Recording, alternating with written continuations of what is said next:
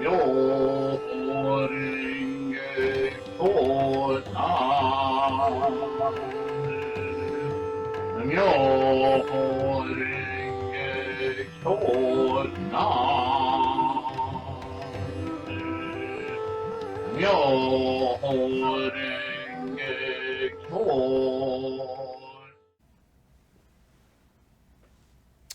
Okay, hi everyone. It's early morning here for me, and you know how you think a lot during the night, either in your dreams or if you. I don't sleep a whole lot, um, so I tend to work through things during the night. And I had a communication recently from a good friend in Australia who is looking for some study materials on the Buddhist concept of attachment, unattachment, so on and so forth. And I gave her my friend. She calls herself Panda. um,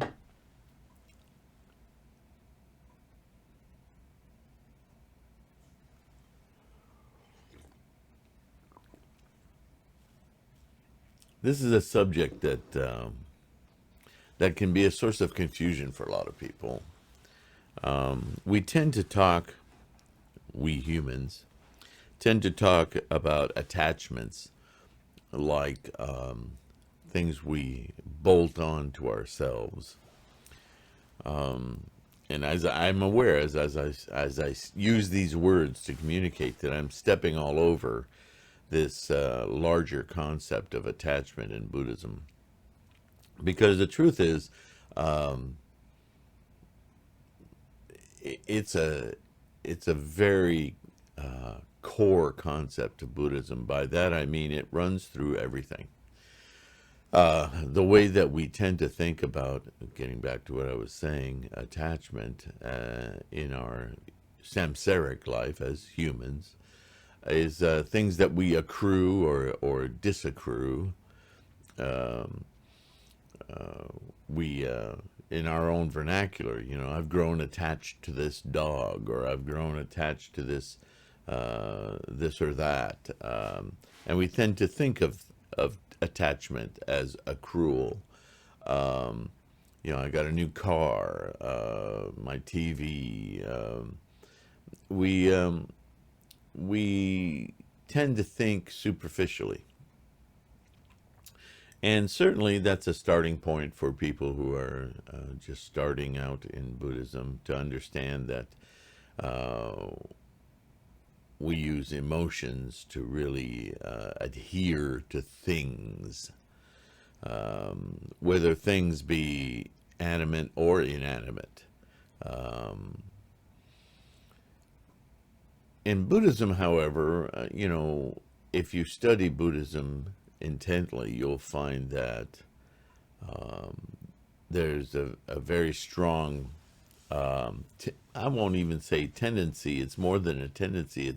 It's a form of teaching, um, that it takes every subject to the nth degree. And by that I mean, um, for instance, attachment. Will take it down to the subnuclear, subatomic level, subnuclear actually. It gets down to energies and the formations of all things. The universe, you and I, a drop of water, everything boils down to energies that accrue, that agglomerate, that come together to create larger things, all the way up to and including atoms, molecules, and then beyond the elements, uh, constructs of those things. Everything from your brain to the chair in the room, or the plant in your windowsill, or your pet, your cat, your everything, of course, is made up of, like the old song, right? We're all stardust, right? But then stardust can also be divided into its component parts. So a lot of Buddhism, if not all of Buddhism, approaches the questions of what we experience and life in this way. From that kind of analysis comes the idea that everything's constantly transient. Nothing is permanent. Nothing stays in one place. Nothing is of itself its own making. In other words, there's no molecule called Bob or Betty or Panda or Sylvain or chair. Everything breaks down far more elementally than that, which means that nothing in and of itself exists other than in reference to time and space. That may be too convoluted. Trying to think of a better way of saying that.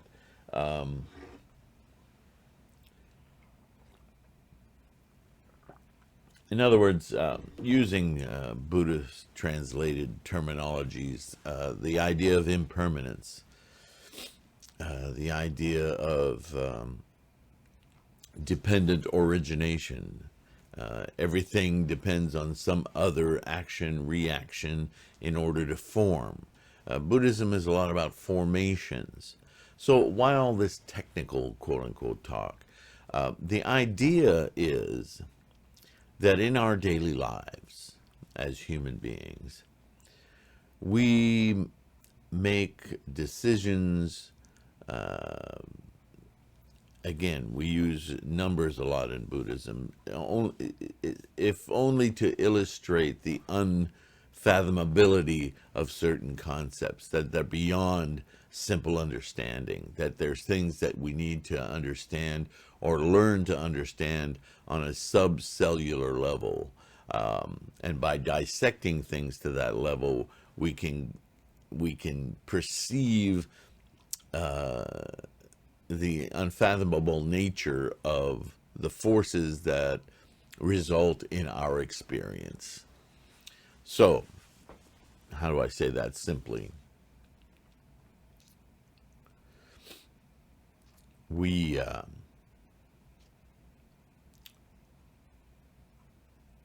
I've heard it, I've read it, I've heard it said that we make over 180,000 decisions in every single moment of our lives. Again, the number is meant to be unfathomable. The point being is that our lives, our mind, stop thinking brain, stop thinking physical limitation, think beyond physical limitation, think the forces that move you, your kinetic energy, what moves you through life.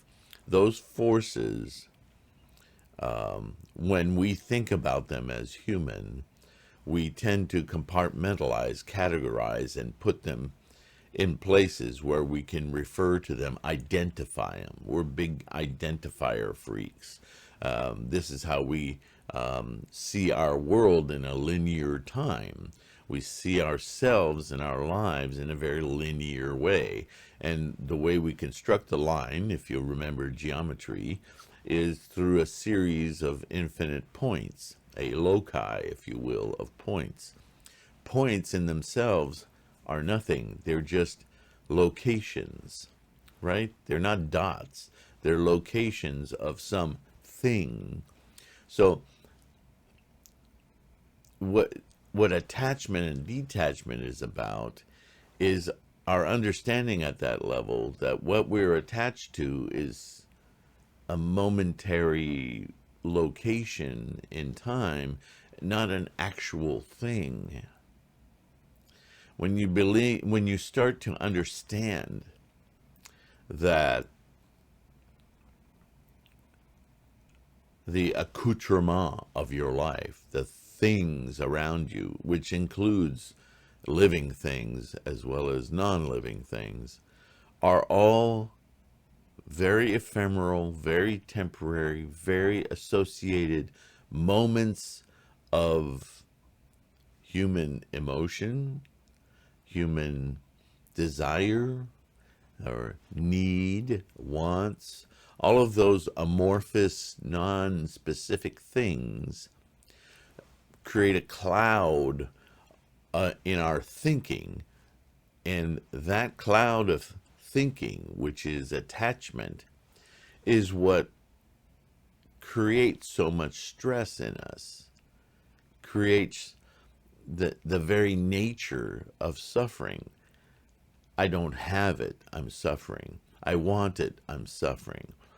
I can't see myself without it, suffering. All of the why suffering? Because those things ultimately, if you dissect them, aren't real. They're just momentary decisions we make to create a sense of who we think we are, who we think we want to be, who we. You see how this starts to disassemble itself. This is why this idea of attachment and unattachment is wrapped into the ideas of self and persona. Even in religions, this is used a lot with the word soul, like there's some, hefty bag of personality that we carry around. That's Joan. This bag of Joan will outlast this physical body. It's eternal. No. All of that is a craving, right? That word comes up a lot in Buddhism, right? It's a craving for being a self, trying to make the self permanent, trying to make this perception at this moment last into the next moment. But it's completely futile because there's nothing permanent. Think about it this way. Think very superficially about your life and who you see yourself as right now. And now think back to 10 years ago. And really, honestly, look at not who you think you were then, but who you then thought you were. Do you see what I mean? It's easy to look back on our lives and say, well, I thought I was this, I thought I was that. But what I want you to think is, put yourself in your 10 years ago mind and look at the world around you. You're a completely different person. You can say there are still habits that you keep and so forth, but even the way you think about those habits has greatly changed. So the idea that your 10-year-old self still exists today is just not there. Even every cell in your body is different than it was 10 years ago. Think about that. Every cell in your body. Even if you think of yourself as a body made up of cells, it simply no longer exists. It's gone. That you is gone. But you see, in this whole thinking, there's this trick that we play on ourselves. And this is the samsaric condition. We play this trick of continuance. But we're really just a process. We're a process. I'm a process of Sylvain. And Sylvain is the process of human life, which is itself a process of a greater brackets life. And this goes beyond the ideas of evolution and all of that stuff. We can dig into all those things, but it's easy to get lost in that stuff. So I'm trying to simplify this for you. And of course, more and more study, just like in anything else, will bring yourself to personal insights that give you little gateways into grasping this. because it's very fleeting. It's very difficult for our human minds to hang on to this idea. I apologize. I've got loose skin on my lips. Sorry. So, attachment. Attachment is you could think of it as a process, like, well, you wouldn't think of gravity as a process, even though it is. We think of gravity as like a big magnet pulling us, but it's not. It's about warping time and space, and somehow the pressures that are exerted on fields of molecules and atoms. But again, it's easy to just start diving into this quantum reality, right? But practically speaking, the idea that we glom onto not just things, but ideas, that we know that if we do a certain thing, it challenges our security. Well, every time you think you know something like that, ask yourself, why do you know that? How do you know that? Forget why, that's a trap. But how do you know that? How did you come to feel like that situation will produce something? Because really, that's just a bunch of prejudices and predilections. That's something that you've told yourself repeatedly. It may have been based on a certain event, but then ask yourself how you perceived that event to be what you think it was personally. See, those are aspects of attachment that are much closer to the mark. Of course, if you're allergic to peanuts and you ate peanut butter, then you have a logical aversion or fear of peanut butter. That's not what I'm talking about. But if every time you're in social gatherings, you feel like you're the target of ridicule, now that's an attachment that you need to take apart. Because whether people treat you a certain way or another, that's all going on in their head, not yours. For you to take that on is not only illogical and inappropriate, but it indicates some grouping of thoughts that you're imposing on yourself that's creating suffering. So ask yourself, why am I making myself suffer about this situation? Because there's nothing real there. Why have I made that decision? How did that decision come about? What is it that I think I'm protecting? How is it changing who I am? See, that's constantly your own decision. No one can do that for you. We tend to externalize a lot because we're categorizing cubbyhole makers, identifiers.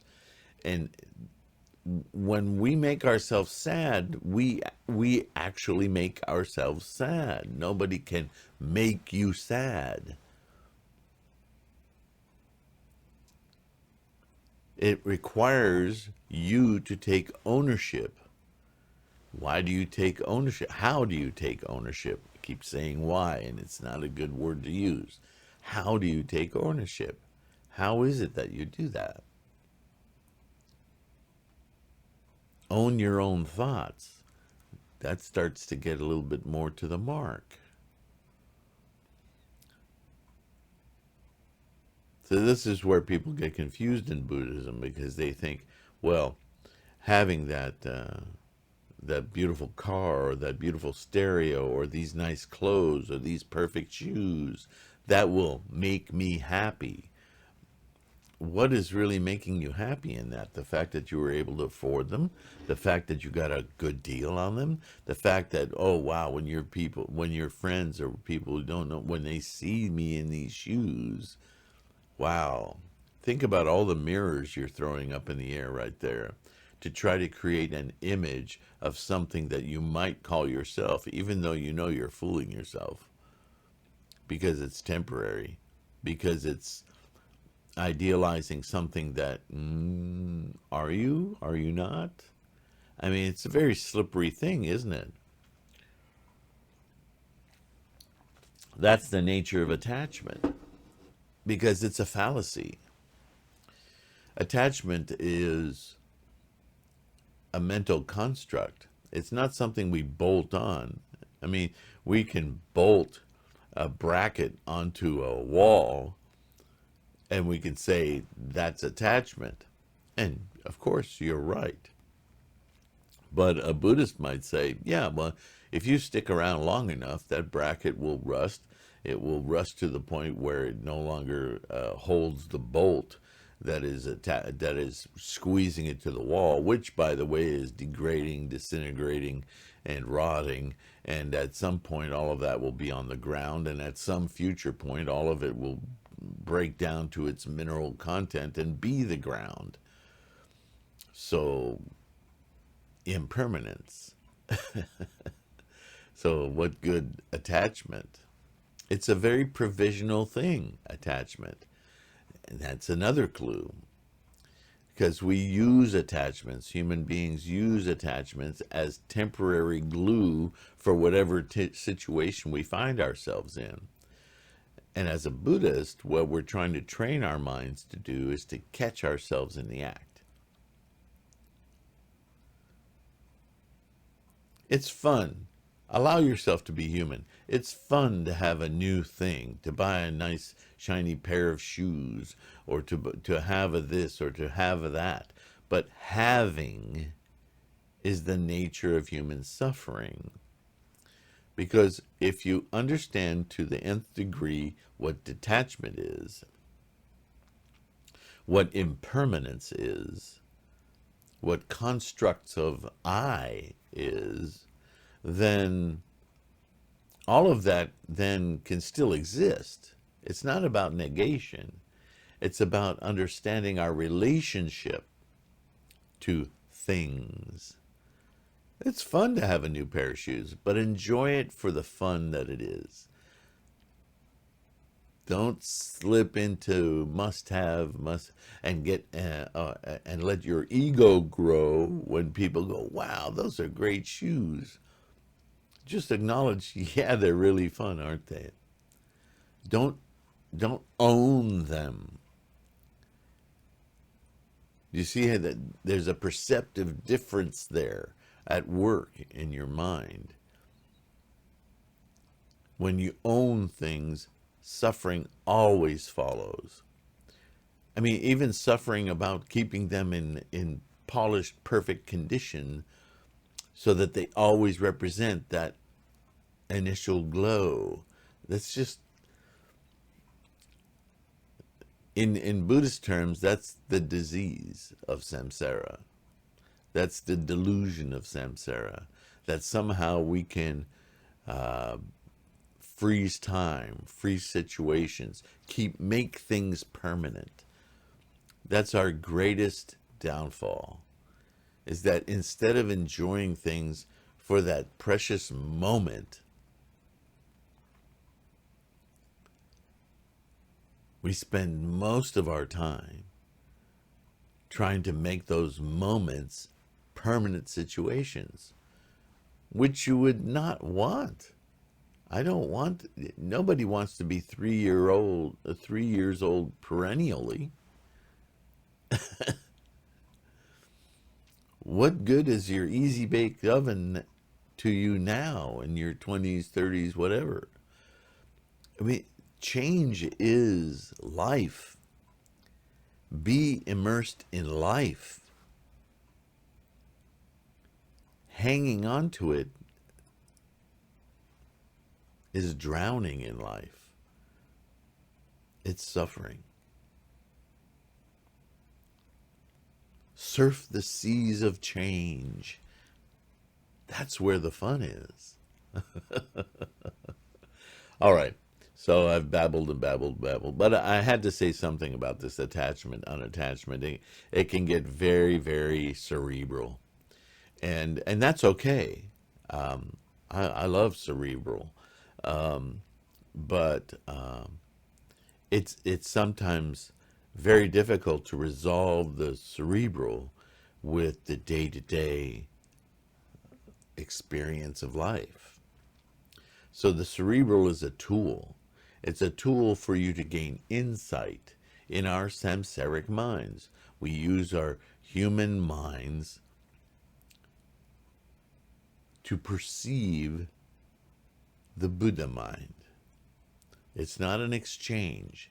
It's not an exterminate the human mind so you can have the Buddha mind. The Buddha mind is always, it is the truth. It is the nature of energies, formations into our experience. To be in that knowing state rather than the attached, agglomerating, nervous situation of can I hold on to, it takes us away from that precious experience of moment-to-moment life. It gets in the way. It retards us. It takes us back. Instead of moving with our natural inertia, we keep trying to plant tent posts, right? I'm here, I'm here, I'm here. You're never here. You're constantly moving through life. Get in the flow. Let life happen. I don't mean be irresponsible. I mean, we are human. But in our experience of life, we need to allow much more freedom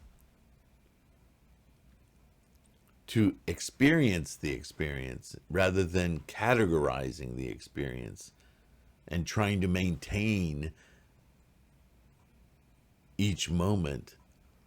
The moments are precious because they come one after another. Let them come. Stop trying to hang on to them, because the minute you do that, think of a roller coaster. I mean, maybe you're terrified of roller coasters, so that may be a bad example, but go along with me for a second.